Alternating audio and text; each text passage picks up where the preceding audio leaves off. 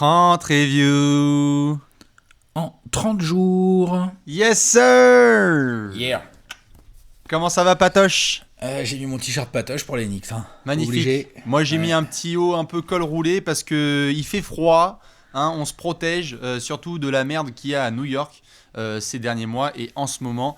Ce sont les 30 reviews en 30 jours, la série préférée de votre joueur préféré, même quand il est confiné. Il n'y a pas de NBA, mais Trash Talk est avec vous tous les jours.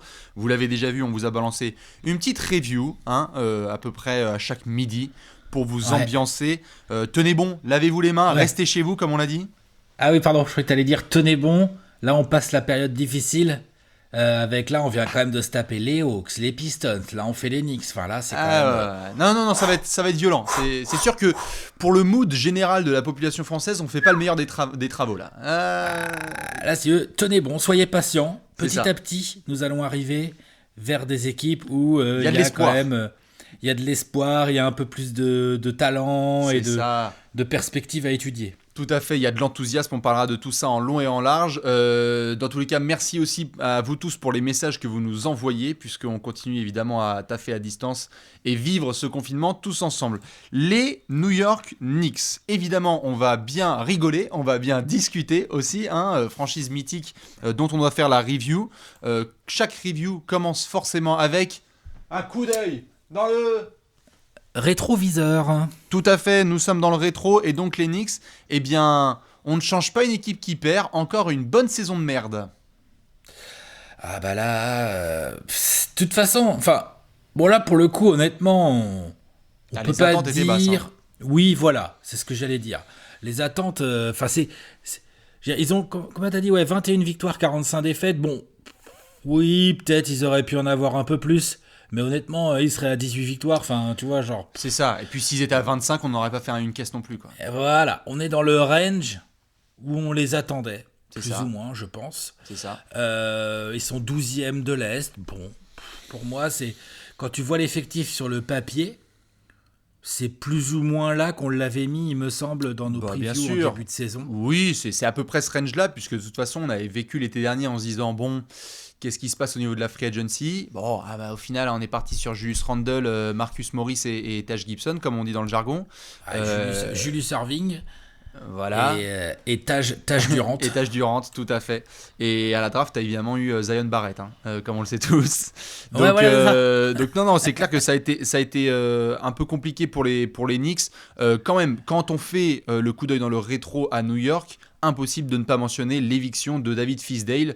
Il était là en début de campagne et puis finalement, stop. Et d'ailleurs, la sortie est absolument dégueulasse, publiquement. Dégueulasse, publiquement. Faut dire que le début de saison, bouge pas, je l'ai noté. Oh, putain. 4 victoires, 18 défaites, Fisdale.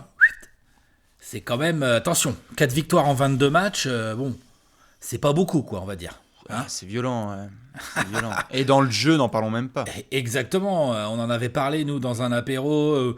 Personne ne comprenait rien aux rotations de Fisdale.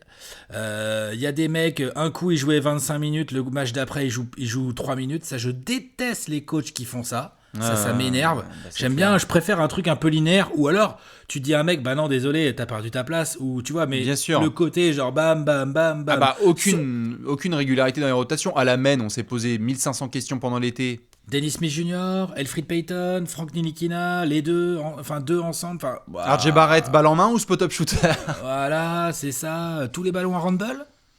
Ah non, on va jouer sur Bobby Portis quand il sort de... Non, Marcus Morris, le GOAT. Marcus Morris, le franchise player des Knicks. Évidemment, impossible de faire un coup dans le rétro sans parler des sessions clutch de Marcus Morris avant qu'il soit transféré, lui aussi, mine de rien, puisqu'il y a eu un trade contre Mo Harkless.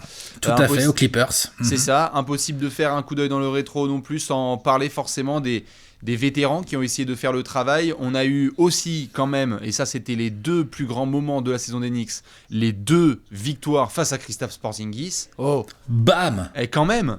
Allez, non mais à Dallas Kristaps. Et à New York. Ouais, bon, ça va pas l'empêcher de voir les playoffs. Enfin, si la saison reprend. Mais ça, c'est une autre histoire. Ouais, mais pour l'ego, tu vois, des Knicks, c'était très Knicks de faire une saison flinguée, mais quand même contre un vilain. Ouais, de fumer les Mavs avec un Frank qui fait plaisir, Frank Ntilikina qui a été assez bon sur ces 2 rencontres. pareil, dernier élément, impossible de faire ce coup d'œil dans le rétro sans parler de l'épisode Spike Lee, quand même, qui est la légende au premier rang du Madison Square Garden et qui parvient quand même à se friter avec James Dolan et avec les Knicks, tout simplement. Non mais James Dolan, quoi. Je suis désolé, enfin, il respecte pas.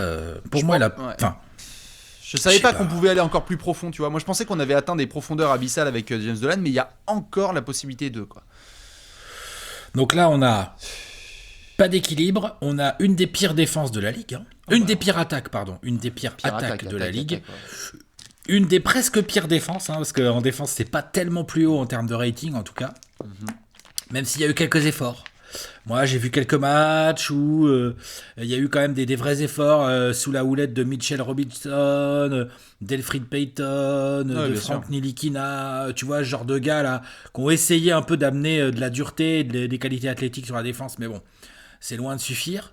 T'as pas de résultat, tu changes de coach au bout de 22 matchs, ton prési fait nimp, le visage de ta franchise, Spike Lee, hein, c'est pas Randle, tu le traites... tu le traites comme de la merde, quoi, faut le dire. Barrett, ça a été compliqué. RJ Barrett, t'as un choix 3 de draft, le pauvre. Hein, on peut le dire, non ? Ouais, oui, bien sûr. On l'attendait vraiment comme le joueur qui devait au moins récupérer pas mal de responsabilités. Au final, il a été mis dans le même wagon que tout le monde. On n'a pas mentionné son nom en soi, mais il a été au centre de tout ça, ce que tu viens de mentionner. C'est quelques matchs assez intéressants. C'est sous Mike Miller, hein, le coach qui va remplacer David Fisdale. Il faut qu'on le mentionne. Alors, intérimaire, à voir, on va en parler dans cette vidéo ensuite en long et en large. Est-ce que ça reste ? Est-ce que c'est remplacé ? Je pense qu'on a un avis assez tranché là-dessus, mais qu'on va pouvoir en reparler en détail. Et puis, quand même, Alex, puisque là, on se dit, attends, on a fait le tour. Normalement, on est d'accord, il n'y a plus rien à mentionner. Je vois ce que tu veux dire. Vas-y. Qu'est-ce qui se passe avec Steve Mills ? Bim ! Allez, tu dégages. Et attends, timing. Tout est une question de timing. Exactement. C'est-à-dire que tu vires ton GM 3 jours avant la deadline. Ah, alors comme ça, il va rentrer entre les Nuggets, les Hawks, c'est... Oh non, on veut une première page. On veut la première page. Scott Perry qui prend la suite. Non, ça a été une Knicks tape, comme on dit dans le jargon. Une Knicks tape, tout à fait. C'est un très très bon vocabulaire, tout à fait. On valide, c'est la Knicks tape de New York. Donc voilà, on l'a dit, saison vraiment compliquée. Le coup d'œil dans le rétro, une fois qu'il est fait, sauf si tu veux ajouter autre chose, Alex. Non, on va s'intéresser à la pépette. On s'intéresse aux pépettes, t'es chaud ? Allez, vas-y. Eh ben c'est parti, on va regarder où est passé l'oseille. Où est passé l'oseille ?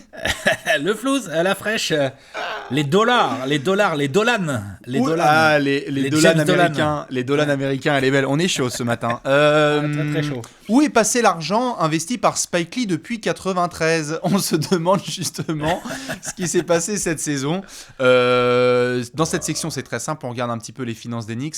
On essaye de voir comment ça a été géré et vers quoi on s'avance. Alex, en contractant les abdos, qu'est-ce que tu as vu ? Ah la vache, putain, c'est chaud. Disons que, allez, tu vois, il y a quand même un petit côté à peu près positif dans ce qu'ont fait les Knicks l'été dernier. On en avait parlé d'ailleurs dans la preview. C'est qu'ils n'ont pas fait les fous sur des contrats longs n'importe comment. Nous sommes d'accord.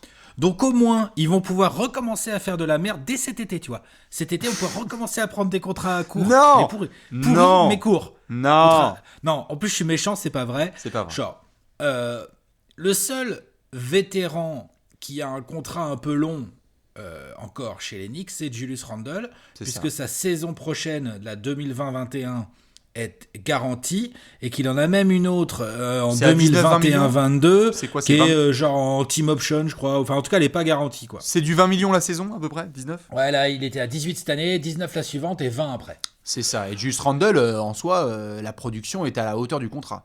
Ensuite, on a Bobby Portis. Bobby Portis, il avait 15 millions cette année. Il a une deuxième, mais c'est une team option à 15 et quelques millions également la saison prochaine. Mo Harkless, qui était dans le trade de Marcus Morris, lui, il est agent libre dès cet été. C'est ça, ça expire. Ouais. Et après, on a une triplette de 3 joueurs vétérans, Taj Gibson, Wayne Ellington, Elfrid Payton, qui gagnent tous les 3 un peu moins de 10 batates, mais qui sont tous en non garantie team option. C'est pas très clair le tableau que j'ai sous les yeux. En tout cas, ça ne dépend pas d'eux, ça dépend plutôt de l'équipe s'ils sont sous contrat la saison prochaine ou pas. Ensuite, tu as tout un volet de contrats rookies. évidemment. Alors, R.J. Barrett, Frank Kevin Knox. Nilikina, Dennis Smith Jr., il est encore en contrat rookie, Kevin Knox, tout à Alonso fait. Trier. Mitchell Robinson, enfin, il y en a un paquet, là. Il y a, comment il s'appelle, Brazdeikis, là, Xinas Brazdeikis. Brazdeikis. Voilà. Bien évidemment, hein, tu donnes encore 6,5 millions par an pendant 3 ans à Joachim Noah. Voilà. Ça, c'est normal. Voilà. Écoute, on avait Enfin, fait à la tu lui Newston donnes pas, pendant, tu on lui as avait déjà fait, donné, mais on ouais, avait fait ouais. à la Newston pendant quelques temps. Il fallait bien un mec pour être dans le dead cap d'Enix quand même. Non, je suis vache, en plus, c'est dans les books, mais tu lui as déjà tout donné. Mais c'est dans ça. les books. Ouais, bien pendant sûr. encore 3 saisons. Bien Bref, sûr. bon an, mal an, en fonction des options que les Knicks vont choisir lors de la prochaine intersaison, ils ont la possibilité d'avoir 45-50 millions de cap. C'est ça. Sachant. C'est possible. Oui, vas-y, je t'en prie. Maintenant, à quoi ça leur servirait? Eh ben, Pour attirer quel joueur? Faut voir. justement, je pense qu'une des réactions qui va être partagée par la plupart des fans des Knicks, c'est « Mais voyons, le cap, on s'en fout à l'été 2020. Le plus important, c'est l'été 2021. » Et c'est là qu'on va voir en quoi les agissements des Knicks cet été vont annoncer la couleur pour l'été suivant. Je dis pas forcément que là, il va y avoir un all-in fait par New York sur l'été 2021 en annonçant du Giannis et ne sais-je. Mais non, mais faut pas qu'il fasse ça. Alors, soyons clairs, il faudrait déjà être un minimum attirant. On va y venir dans la suite de cette vidéo. C'est compliqué de venir dans un endroit où tu sens que c'est une dictature. Mais en tout cas, d'un point de vue purement financier, je pense que le plan, il est très clair du côté des Knicks, même si c'est bizarre d'utiliser les mots très clairs et du côté des Knicks dans la même phrase. C'est quand même d'avoir, comme tu l'as dit là, une base financière intéressante pour au moins se présenter en potentiel acheteur l'été prochain, celui de 2021. Je pense Oui. que ça va être la stratégie. Mais ils auront la flex, sauf s'ils font vraiment les cons. Voilà. Ils auront la flex financière, sauf, je te dis, s'ils font vraiment nimp lors de la prochaine intersaison.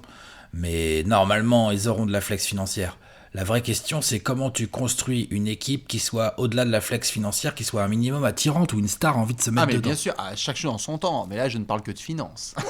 Je ne parle pas de Oh. sportif. Franchement, niveau finance, je te dis, c'est l'un des rares points positifs de l'été dernier, c'est qu'au moins, sûr. ils n'ont pas eu les joueurs qu'ils voulaient, ils ont pris un peu ce qu'ils pouvaient prendre, et ils les ont pris de manière intelligente. C'est ça, avec Je des dis, contrats intéressants. Ouais.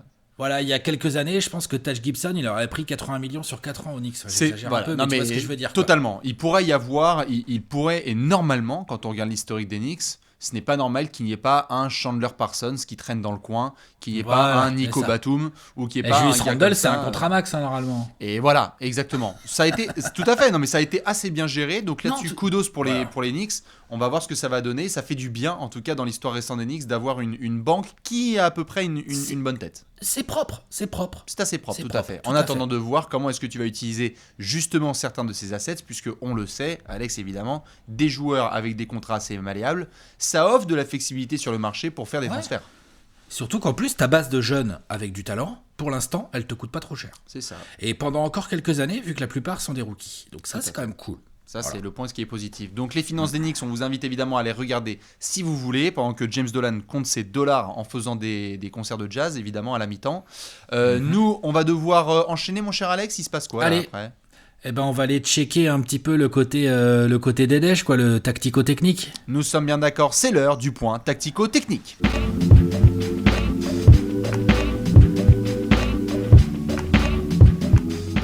Le point tactico-technique.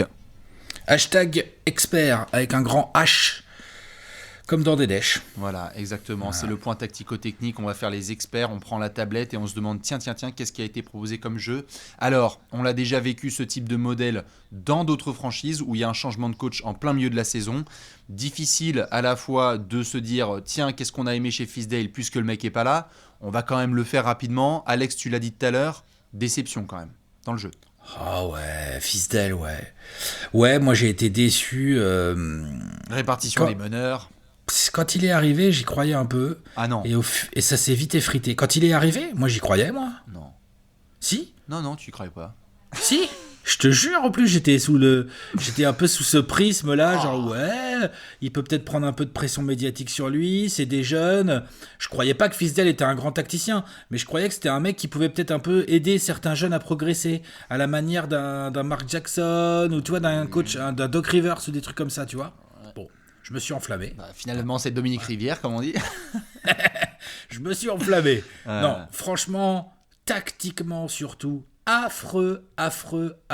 Ensuite, dans les médias, moi je l'ai trouvé nul à chier. Dans les médias, il y a eu du load management mentionné dès le début de saison, de savoir que c'était rien du tout. En soi, ça reste un débat autour de RJ Barrett qui jouait des 40 minutes, etc. Mais c'est vrai qu'à chaque fois qu'il avait un micro devant la bouche, FizzDale, on se disait putain, qu'est-ce qui va se passer ? Rien que son éviction est un classique de ce qu'il ne faut pas faire. Ouais, c'est une catastrophe. De la part d'Enix, évidemment. C'est une catastrophe. Donc voilà, et en plus sur le terrain, comme tu l'as signalé là tout à l'heure, pas de clarté sur le poste 1, mais j'ai envie de te dire poste 1-2 sur les guards, pas de clarté. Utilisation de RJ Barrett. Le seul truc à peu près clair, c'était Randle, quoi. Allons-y, c'est notre go-to guy, quoi. Bon, Marcus Morris aussi. Marcus Morris a eu beaucoup de ballons. Mais après, en termes de mouvement de balle, on n'avait pas grand-chose parce qu'effectivement, t'as pas vraiment de vrai créateur. Le seul mec un peu vraiment créateur, ils sont deux. T'as d'abord Elfrid Payton, je dirais, et ensuite RJ Barrett. Bien sûr. Ce sont des mecs un peu qui peuvent créer pour les autres. Oui. Mais on sait que Frankie a encore des progrès à faire dans ce domaine, que Dennis Smith Jr., honnêtement, c'est pas vraiment un créateur pour les copains, lui. Enfin, moi, je le vois pas comme ça, en tout cas. Il est capable, mais c'est pas sa nature, ouais. Julius Randle, il essaye. Julius Randle, c'est pas le pire, là-dedans. Il la lâche un peu, puis comme il fait des différences avec son physique de taureau, taureau survitaminé, là, quand il ouvre un peu les yeux, là, quand il regarde un peu sur les côtés, il en lâche des bonnes. Non, bien sûr. Voilà. Portis, je sais pas, enfin, il fait. Non, mais il y a eu, je crois que c'était contre les Bulls qu'il y a eu un gros match, notamment, évidemment, retour face aux anciens de Chicago, mais c'est clair que. Non, mais c'est un scoreur. Oui, un scoreur qui prend du rebond. Moi, ce que je reproche beaucoup quand on regarde cette équipe d'Enix, c'est que je trouve le ballon circulait pas des masses. Ah oui, bien j'ai sûr, pas été vraiment. Et je trouve tu sentais, comme c'est une équipe quand même relativement jeune, je veux dire, même les vétérans, là, je veux dire, il a quel âge, Julius Randle, en fait ? Il a 25 ans, non ? Un petit peu plus, mais ouais, ça va être ça, max. Ouais, tout pété, il est pas vieux, juste. Donc en fait, c'est qui le vieux là-dedans ? C'était Marcus Morris ? En fait, en soi, dans les minutes, non, mais c'est en ça que Taj Gibson, Wayne Ellington Reggie Bullock, Wayne Ellington et Taj Gibson avaient été... lui, il est vieux. Oui, tout à fait, mais Wayne Ellington et Reggie Bullock, ils ont aussi un petit peu de casquette quand même. Enfin, je veux dire, ils sont pas là depuis avant-hier. Donc ils étaient censés apporter ce côté expérimenté, notamment pour entourer les jeunes. Mais souvent, le problème avec ce type de situation, c'est que si tu as du mauvais jeu, bon, pourquoi pas, ça peut arriver. Stratégiquement, tu peux être dans la merde. Mais alors, la pire des situations, c'est quand à la fois tu as un mauvais jeu et que ton entraîneur ne fait pas passer un cap à ces jeunes pépites. C'est-à-dire que tu peux avoir des équipes qui jouent mal, mais tu te dis, oh putain, ok, Devin Booker est un crack. Ok, Trae Young est un crack. Ok, Karl Anthony Towns est un crack. Tu sais ce qui se passe. Tu as des coachs qui au moins se disent on va mettre tout en avant sur eux. Là, tu as des joueurs de talent et FizzDale notamment. Ils savent pas comment faire. Et ils savent pas comment faire tes jeunes. Tout à fait sûr. D'accord. Et donc FizzDale, quand tu donnes la majorité de tes possessions offensives à Marcus Morris et Julius Randle, c'est compréhensible d'un point de vue salarial et hiérarchie vétéran par rapport aux genoux, etc. Mais la pertinence du projet, elle n'est pas là. Pertinence du projet n'est pas là. Surtout qu'en plus, là, on parle que d'RJ Barrett, mais tu as aussi, donc, Mitchell Robinson, il a 21 ans. Frank Ntilikina, il a 21 ans. Kevin Knox, il a Dennis quoi Smith. 20 ans il a Kevin Knox. Dennis Smith Jr. Kenny Smith, il a 22, un truc comme ça. Bien sûr. Donc Barrett, lui, il a même pas 20 piges encore, tu vois. Genre, donc non, ça va pas. T'as 4 ou 5 joueurs très jeunes. Je te dis pas qu'il faut tout miser sur eux.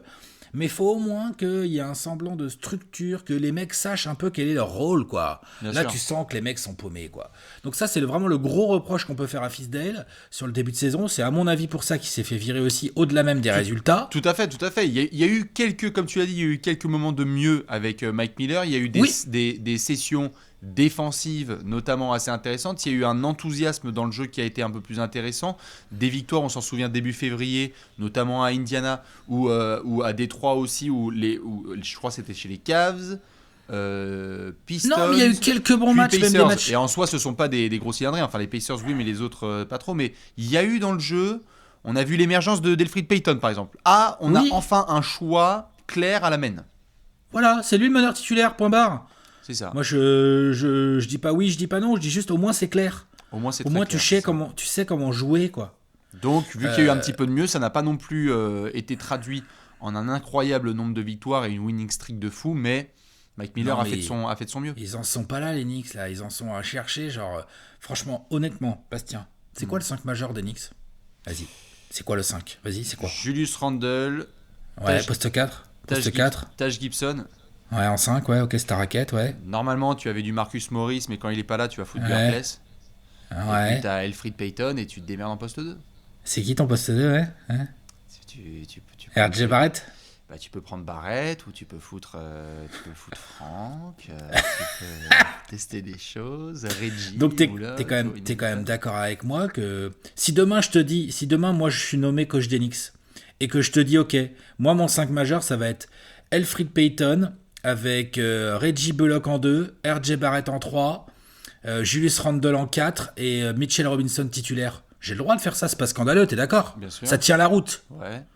Voilà, donc c'est ça que je veux dire, c'est que là ils ont un problème les Knicks, c'est qu'il faut qu'ils instaurent, faut qu'il y ait un coach qui instaure une vraie hiérarchie sportive. Tout à fait. Qui, tu vois, genre Bien là sûr. pour l'instant dans leur choix de joueurs c'est pas assez évident. Ah, je suis d'accord, il n'y a pas de hiérarchie et c'est souvent le type de problème qui arrive dans les équipes où le niveau des joueurs sur chaque poste est un peu trop équilibré. C'est-à-dire qu'on a vu le recrutement l'année dernière, on a fait « Wow, comment ça, il y a trop d'ailiers forts, il y a trop de pivots, super. » Mais en même temps, si tu mets sur la même ligne Julius Randle, Bobby Portis, Taj Gibson par exemple.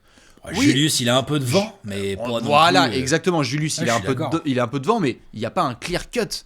Et les mecs se battent tous pour leur position en NBA pour essayer de se faire une bonne image à New York. Quand tu es au poste de pivot, tu te dis, bon, normalement, Mitchell Robinson ou Taj Gibson, bon, mais il n'y a pas, voilà, sur chaque poste, de la main aux arrières, aux ailiers forts et aux pivots, il n'y avait pas de vraie hiérarchie, je suis totalement d'accord là-dessus. Et donc Mike Miller... Ça, c'est un problème. C'est un gros problème. Et donc Mike Miller, bon, bah, il a fait de son mieux, mais... Il y travaille.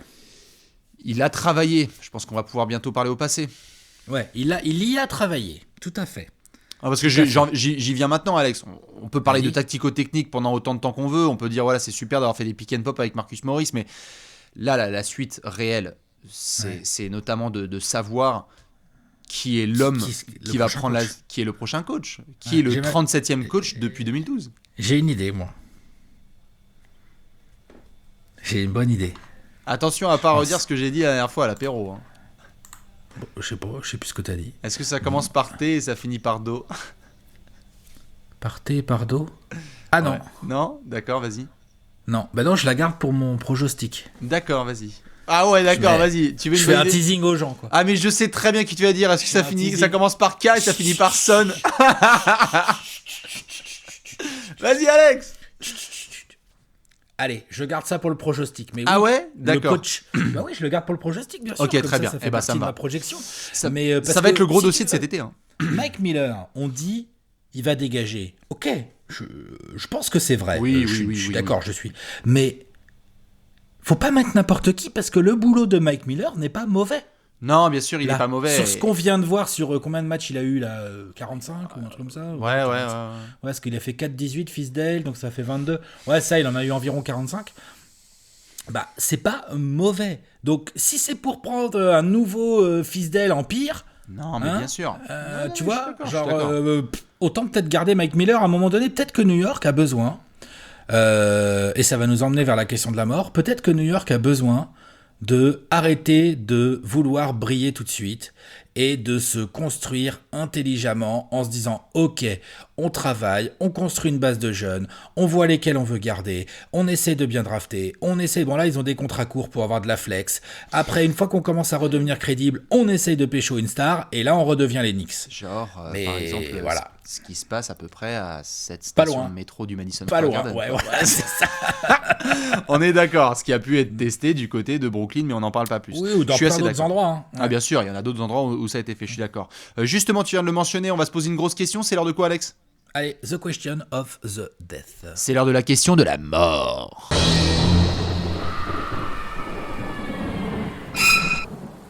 La question de la pregunta de la muerte. Los preguntos del muertas, tout à fait, nous sommes sur la question de la mort des Knicks. Pour chaque franchise, on se pose une grosse question. Il y a des traditions dans la vie qui ne changent pas. Le soleil se lève à l'est, 2 et 2 font 4. Et James Dolan fait de la merde avec les Knicks. Justement, on va se poser sur cette grosse question. On n'aborde aucun projet sportif tant que James Dolan est encore là. Qu'est-ce qu'on peut faire et que peut faire la NBA? Mon cher Alex, on va en parler maintenant. Bah, la NBA, elle peut pas faire grand-chose. Hein. À moins qu'il fasse un faux pas légalement impardonnable. Genre hashtag, comment il s'appelait, Donald Sterling aux Clippers, par exemple, tu vois. Ouais. Genre propos racistes, enregistrés, tes joueurs qui témoignent et tout, tu vois. Vraiment un gros faux pas comme ça. Et encore, t'es obligé de le forcer à vendre, hein, tu veux. Parce que le mec est quand même propriétaire de sa franchise. Faut pas oublier que c'est chez lui. Hein. Ouais, bien sûr, bien sûr. C'est ça le truc. Hein. C'est qu'à un moment donné, le mec, c'est sa maison, c'est à lui, hein, c'est ses sous. Donc c'est compliqué de virer le mec qui est chez lui. Tout à fait, il y étale sa merde sur les murs tous les matins, mais bon. C'est chez lui. Il est proprio, il fait ce qu'il veut. Ça, c'est un problème. Donc après, est-ce que ce mec est fou? Est-ce qu'il est tellement débilo, mégalo, qu'il enchaîne les mauvaises décisions et un jour, ça va tellement lui péter à la gueule qu'il va partir? C'est peut-être qu'il faut souhaiter pour les Knicks. Est-ce qu'il est capable de vendre un jour? Parce qu'en fait, c'est la Madison Square Garden Company, oui. Dolan, pour ceux qui ne connaissent pas l'histoire. Et donc, il n'est pas propriétaire que des Knicks en plus. Donc, c'est compliqué. Il faudrait qu'il vende que les Knicks ou alors qu'il vende sa boîte. Est-ce qu'un jour, il va accepter? Puis, attention, on parle de... Enfin, je veux dire, rien que les Knicks... Comment ça vaut, ça? Alors, c'est justement ça, là où j'allais en venir. 3 milliards? C'est que le problème pour les Knicks, quasi, mais le problème pour les Knicks, et notamment avec ce sujet de James Dolan, c'est que, donc comme tu l'as dit, le mec fait ce qu'il veut, et à chaque fois que Forbes se ramène avec son classement, le mec, il a juste à ouvrir le journal, et il fait... Qu'est-ce que je m'en bats les couilles du sportif? C'est moi le plus riche. C'est moi qui ai la franchise la plus valuable. Exactement. Ouais. J'ai la franchise la plus valuable. Et si, à tout hasard, je reste là et que d'un point de vue sportif, un jour ou l'autre, il y a un alignement des planètes parce qu'il y a une superstar qui débarque, quelqu'un qui veut prendre le relais, qui nous fait péter le MSG, etc., je vais me faire des couillasses, les copains. Et c'est sûr et certain. Tout le monde le sait que le mec... Ouais, pardon, excuse-moi, vas-y, finis. Non, mais tout le monde le sait que le mec qui est à la tête des Knicks, le jour où justement New York redevient respectable, en termes de value, t'es sur la côte Est, tes matchs ils sont tôt, même pour l'Europe, t'as la salle, t'as Spike Lee, s'il est encore là, les maillots, le côté mythique, c'est très compliqué d'imaginer une potentielle vente. Je rappelle que Steve Ballmer, il a payé 2 milliards pour avoir les Clippers, pas les Lakers, les Clippers. Si les Clippers valaient 2 milliards c'était quand, il y a 3-4 ans, c'est... Attends, mais 6-8, là... Non, t'exagères. Mais 3,5, je serais pas surpris, ouais. Donc c'est beaucoup d'argent. C'est pas juste t'es riche. T'es riche et t'as plein de copains riches. C'est ça. Et t'as des actionnaires riches et t'as des fonds de pension, des machins. Et là, tu peux peut-être espérer te payer une grosse franchise. Bien sûr. Ça, c'est le premier point. Le deuxième point, c'est que t'as raison. Les Knicks.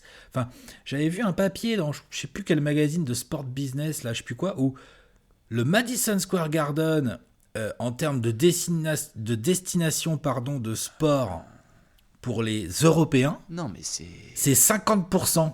Ah non, mais c'est énorme. Mais c'est dans mais le folklore. Là, genre, c'est pas possible. Bien sûr, c'est parce qu'en fait, t'es à New York, donc déjà, c'est ce qu'il y a de plus accessible pour toute la partie Europe. Bien et sûr. Tout. Enfin, c'est le plus près, c'est le plus facile d'y aller. Ensuite, c'est une ville quand même avec pas mal d'européanisation et dedans. Ensuite, il y a énormément d'autres trucs à faire aussi que le Madison Square Garden. Donc du coup, en fait, ils bénéficient de tout ça. En fait, t'es pas juste les Knicks, en fait. Non, t'es la franchise de New York. Bien sûr, c'est le folklore qu'il y a autour. T'as tout à fait raison. C'est que quand les gens vont à New York, ils imaginent forcément un passage par the most famous arena in the world, là où il y a eu Elvis, où il y a eu le pape, où il y a eu Mohamed Ali qui est passé, exactement, Marilyn Monroe, etc. Donc tu as envie d'avoir ce côté un peu musée historique. Là où j'essaye d'un peu investiguer, parce que forcément, moi je le répète, ça fait plusieurs vidéos qu'à chaque fois qu'on finit sur les Knicks, moi je le dis, je n'arrive pas à m'intéresser en fait au projet à partir du moment où il est là. Je pense qu'il faudra, à un moment ou à un autre, se pencher, je ne sais pas si ça demande détective ou quoi que ce soit, mais sur les agissements privé d'un James Dolan pour...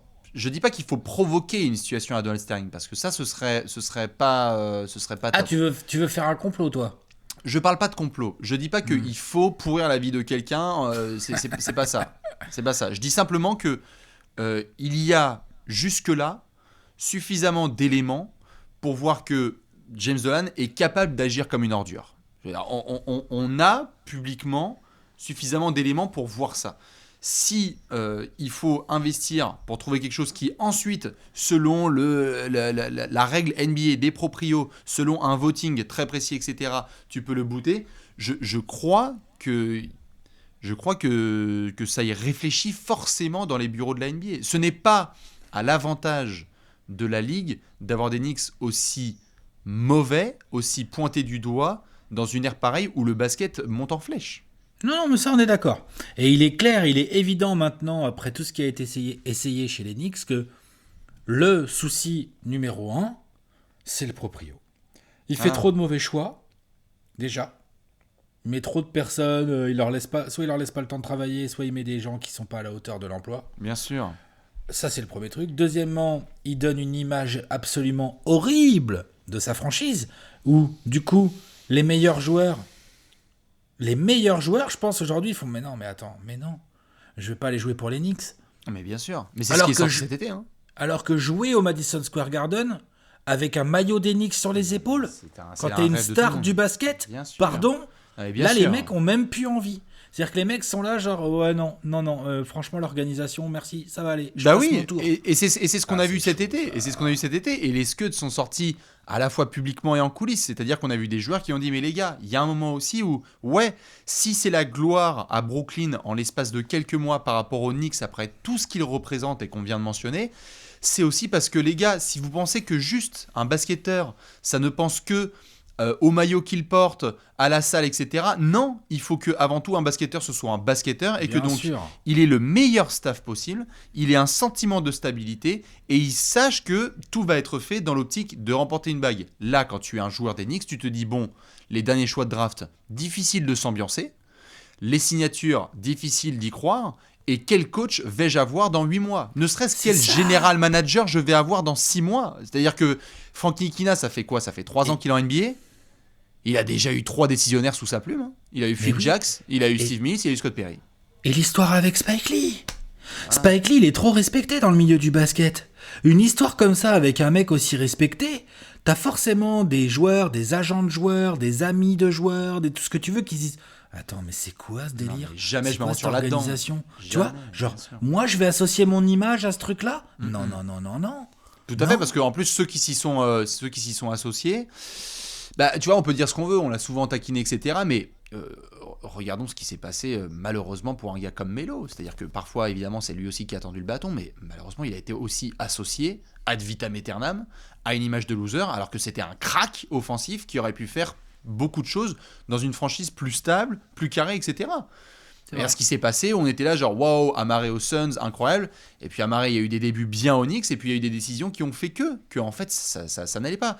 La décision, c'est le trade de Melo, hein. Bien sûr.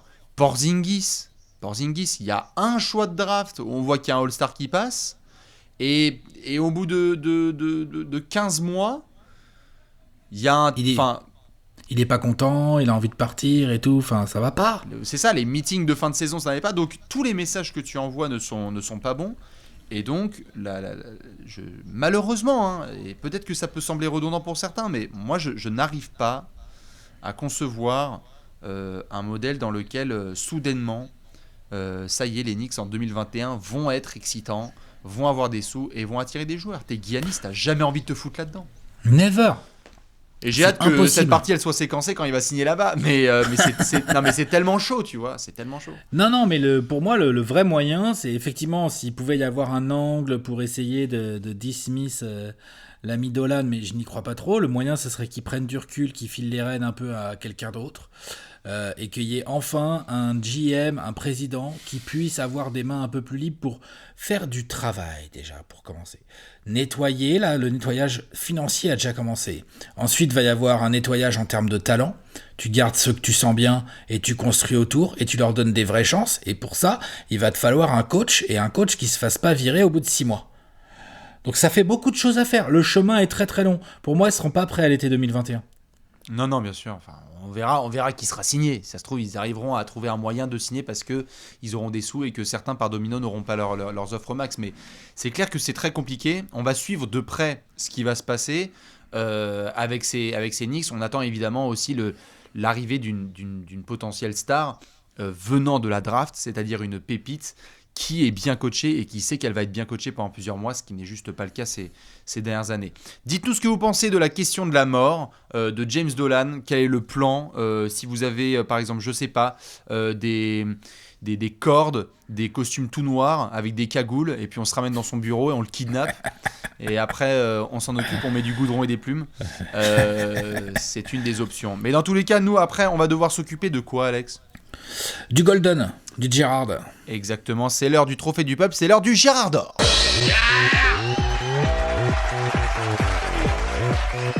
Le Gérard d'or, le Gérard d'or, le Gérard d'or. Il est là, Alex, le Gérard d'or. Vous le connaissez, c'est le trophée du peuple. T'as pas ta spatule ? Si, elle est là. Attends. Alors ? Faut que je me règle l'écran. Attends, bouge pas. Faut que je me règle l'écran, que je vois à peu près quelles sont mes limites pour faire mon flip. Voilà, comme ça. Hop. Ok, boomer. Et ok, alors boomer. Et alors ? Et là, on est content. Et oui, c'est l'heure du Gérard d'or, vous le connaissez. Ah bah tiens, ça Oula. c'est les enceintes. Non, c'est bon, c'est les enceintes qui pètent des plombs. Ouh là là, je passe mon tour pour cette fois. En fait, j'ai dit, tu sais, C'est quoi ces conneries ? En fait, c'est quand je dis OK boomer, tu sais, il croit que genre ça pose une question. Bref. Oui. C'est le nom de code. Bref, juste faut chuchoter. Donc nous sommes sur le Gérard d'or. Et donc le Gérard d'or, c'est très très simple. On a un joueur qu'on a observé cette saison qui nous a plu ou qui nous intrigue et on a hâte de le suivre sur les mois à venir, la saison prochaine. Alex, qui est ton Gérard d'or chez les Knicks ? Mitchell Robinson. Oui. Plusieurs raisons à ça. Pour moi, il fait vraiment partie de... Il va avoir 22 ans, je crois, là, pendant le mois d'avril. Mm-hmm. Pour moi, il fait vraiment partie de l'avenir des Knicks. Ouais.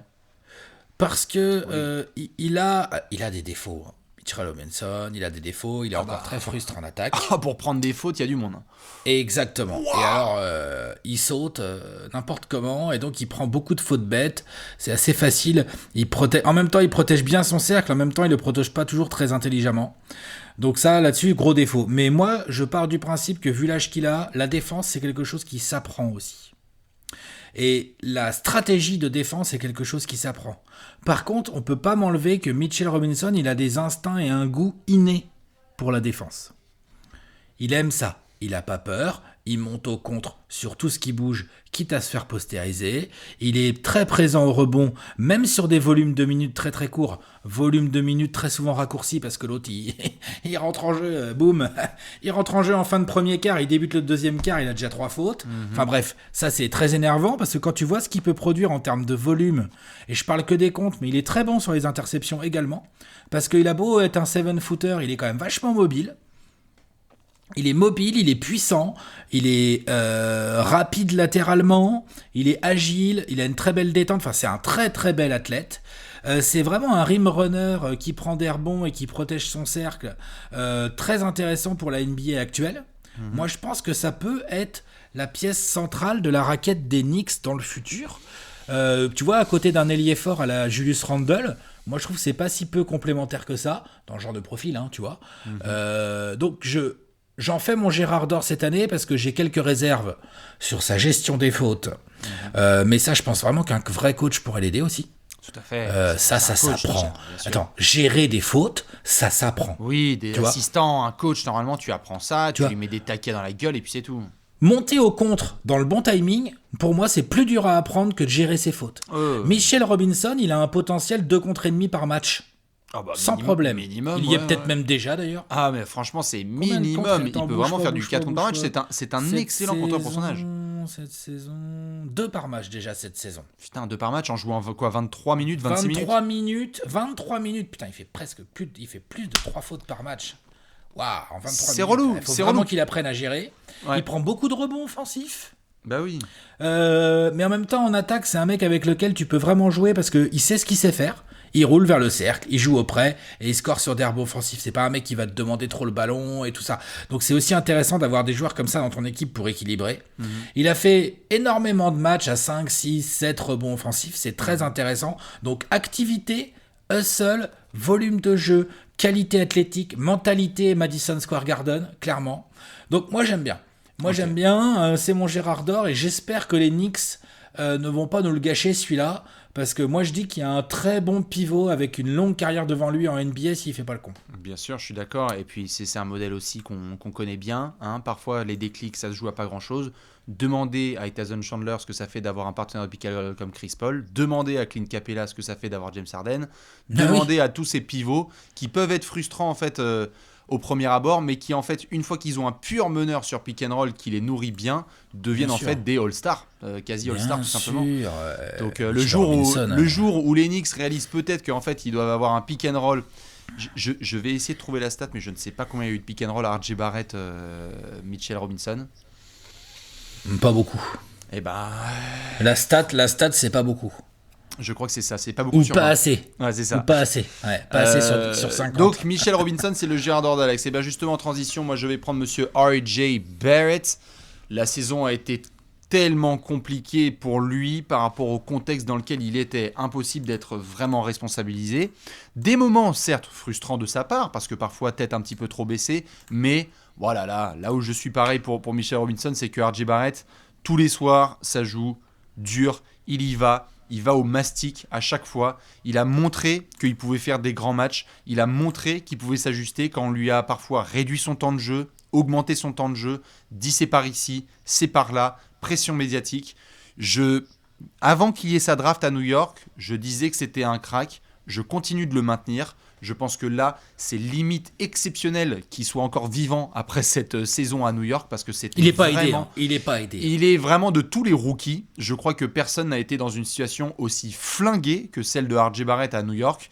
Changement de coach, galère extra-sportive, pas vraiment de possibilité d'exploser. Donc, si je suis lui, s'il passe par cette vidéo et qu'il parle français évidemment ou que quelqu'un le croise, faut continuer à y croire à titre individuel. Bosser, montrer que son excellence personnelle peut élever le niveau des Knicks et peut surtout imposer au futur coach et peut-être au futur management que en fait ça doit passer par lui. J'aime bien Julius Randle, j'aime bien Marcus Morris par le passé, j'aime bien les futurs gars qui vont se ramener, mais ne pas donner à RJ Barrett la balle 40% du temps, ou je sais pas, 30% du temps au moins, ou enfin bref, avoir beaucoup plus de situations dans lesquelles il se sent responsabilisé. Tous les soirs, il sait quel pick and roll il va avoir.